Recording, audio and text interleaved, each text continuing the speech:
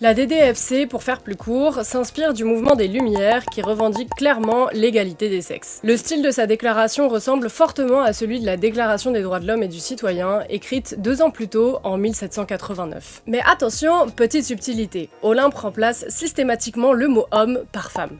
Elle rédige 17 articles pour exiger concrètement l'accès égal aux emplois, au vote, à la propriété, à la justice, bref, tout ce que les hommes avaient déjà. Et à la fin, elle encourage même les femmes à se lever et à lutter contre le patriarcat. En gros, Olympe, elle nous dit, si les femmes elles peuvent être guillotinées, je pense qu'elles peuvent aussi parler à la tribune, c'est la base. Olympe de Gouges commence très fort dès le préambule où elle dénonce la domination masculine. Elle décrit que toutes les personnes devraient être égales à la loi, peu importe leur sexe. Logique, hein, vous me direz, mais elle, ce qu'elle veut faire, c'est démonter toutes les structures de domination, et ça comprend aussi l'esclavage contre lequel elle s'est beaucoup battue. Aujourd'hui, on pourrait parler d'intersectionnalité. Il s'agit d'une démarche de sciences sociales dont le but est de prendre en compte des mécanismes de domination divers liés par exemple au sexe, à l'âge, au genre, à la caste, la race, la communauté, la génération, bref, tout un tas de choses. En tout cas, une chose est sûre, Olympe de Gouges, elle était vachement en avance sur son temps, elle dérangeait pas mal, et c'est encore le cas aujourd'hui. Le paradoxe, c'est qu'à l'époque, personne ou presque a lu cette fameuse déclaration.